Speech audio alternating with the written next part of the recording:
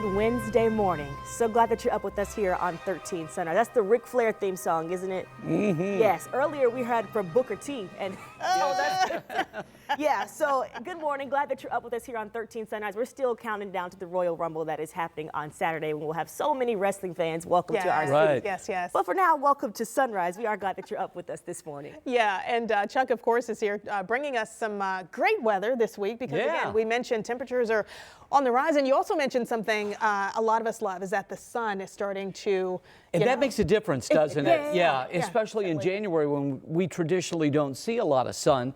But for all of our guests that are coming in for SmackDown Friday and Royal Rumble Saturday, I think the weather's going to be pretty much okay for this time of year. In fact, it already is. You're looking live, Indianapolis and Carmel. We're in both towns. It's 34 degrees this morning and just a wonderful start, if you ask me, especially since we have no ice. We have no snow. In fact, we've got clear skies out there, and we will see some sunshine a little bit later on today. Good morning, Carmel. You're at now jumped to 35. Okay, so 35 from Carmel to Fishers, from Noblesville over to Pendleton and Newcastle. Rushville also at 35. It's even warmer in our southern counties. Brownsburg, Avon, Plainfield 35, but 37 in Martinsville and in Bedford this morning. Shelbyville, you're at 38.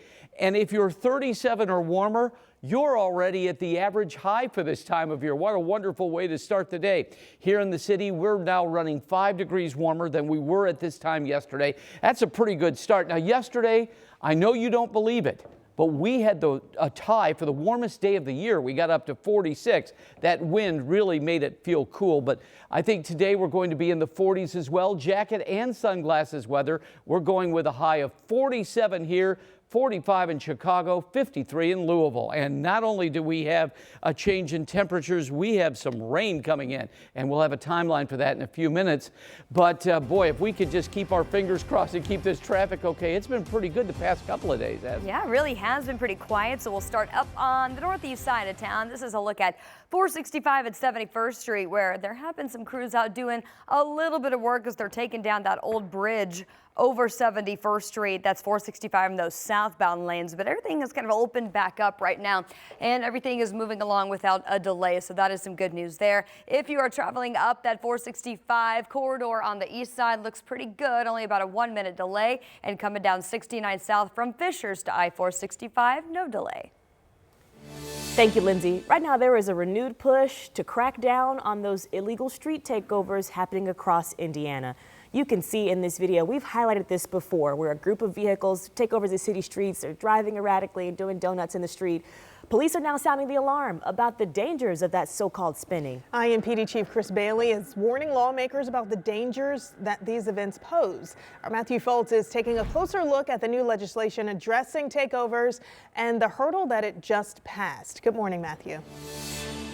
Yeah, good morning to you both. Basically, right now, state lawmakers as well as Metro Police really want to hold these reckless drivers accountable. And essentially what it's going to do is bring stiffer penalties to these drivers that participate in these spinning events, including up to felony charges. Now, within the last 6 months, we've seen Metro Police respond to dozens of these so-called spinning events and street takeovers across Indianapolis. We've even seen arrests of dozens of people. Now, they also towed at least 4 cars and issued over 40 tickets. During some of those incidents, Metro Police say several responding officers even had their cars damaged with bats. Now, Senate Bill 13 would aim to go after those people specifically caught spinning cars. They could face increased penalties, including having their car towed and impounded by police. However, some city and state leaders believe the bill still needs some work. We need to hone on some of the concerns that Senator Brown has alluded to with, we want to address the organized chaos that has caused these street takeovers. And I'm not sure if this bill is the vehicle, pardon the pun, to accomplish that. Now, the bill did pass out of the committee with a vote of 6-1. Only one lawmaker voted against that bill, and that was Senator Liz Brown. Meanwhile, the bill will now head to the full Senate again for review before it makes a few more hurdles before it ultimately could end up at the governor's desk. Meanwhile, Jalea and Karen, coming up at 6:30, you'll hear more from Chief Chris Bailey and Senator Brown on their thoughts on both sides of this bill. Yeah, and both have been pretty vocal in the past, Matthew. Thank you. This morning, a young person is recovering and police are investigating after a shooting in Broad Ripple. This happened on Carville Avenue, not far from 61st and College, around 5 o'clock yesterday evening. We are working now to learn more about the victim and how old they might be. Now, police have only told us the person is a juvenile. They tell 13 News the victim was taken to a hospital and is stable. No word on what may have led to that shooting. This morning, a man accused of pushing and punching a teen who was riding a motorbike will stay in jail.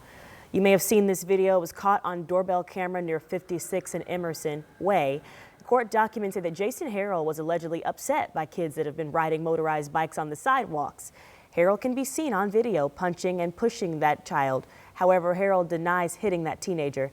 The mother of the 14-year-old says that Harrell also threatened her son and their family.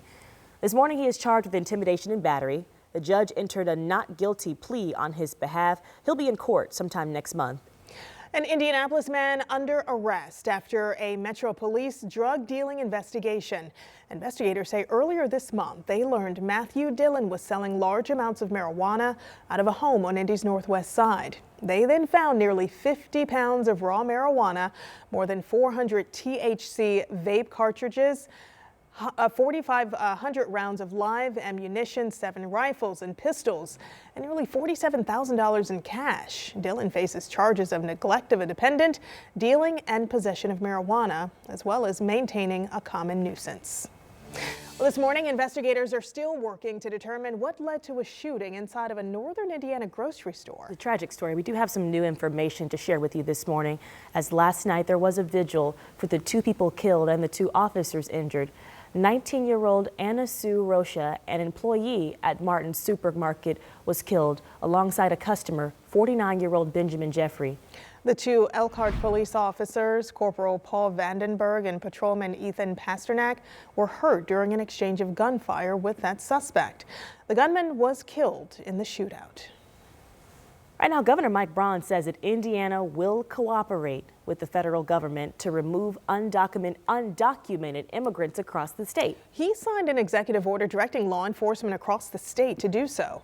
Governor Braun says the policy focuses on, quote, the worst first. Now, that means undocumented immigrants who may already have a criminal history in their home country and have come here and committed crimes. So this executive order would mean that local law enforcement has to work with U.S. Immigration Customs and Law Enforcement, or ICE, to remove any undocumented migrants. Now, police are already required to do that, but the governor says in this bill that it would make sure of that. There's also several proposals for local sheriff's departments to be involved in ICE training programs or being authorized to serve warrants to undocumented immigrants who are already in jail. Several sheriffs told lawmakers their departments already notify ICE when they arrest someone who is undocumented. And I'm open to the training as well, but I'm not open to let's bring in this and do this and start digging. I can speak for my office only. I don't have time to dig. We are not agents of ICE. We will support ICE like we do any other federal organization, but we're not going to go outside the walls of our jail to do their job. Another big factor in this is costs. Governor Braun says costs for things like this should be minimal up front and would become more relevant later on. And we will be hearing from Governor Braun again tonight for his first State of the State address. He'll deliver it to a joint session of the General Assembly in the larger House chamber. The address begins at 7 p.m. and you can watch it right here on WTHR or WTHR Plus. Wheel of Fortune will air on MeTV. Well, today at the State House, teens and young adults who have been in foster care will have a chance to speak up. They'll be talking with lawmakers about how to improve the foster care system and how to support teens and young adults who age out of foster care. It's all to advocate for legislation to make foster care safer and more beneficial for those who are impacted. It all begins at 8 this morning. Well, on your drive to work this morning, get prepared because you may hit a few of those potholes. Right now, Indiana is trying to come up with the money to fix the state's roads. A bill is working its way through the State House, and it's laying out a way for cities like Indy to raise money themselves. Chief Deputy Mayor of Indianapolis, Dan Parker, says the city needs more than $200 million a year to repair and maintain the roads. House Bill 1461 gives Marion County 3 tools to do that: vehicle taxes, delivery taxes, and property taxes. But there's pushback specifically on vehicle taxes. Indy officials have issues with how the bill calculates funding and the fact that not all counties pay into the tax yet. There's a lot of parts to this, so we have a breakdown for you online at WTHR.com. But for now, the potholes remain, and we are expecting to hear amendments to this bill next week.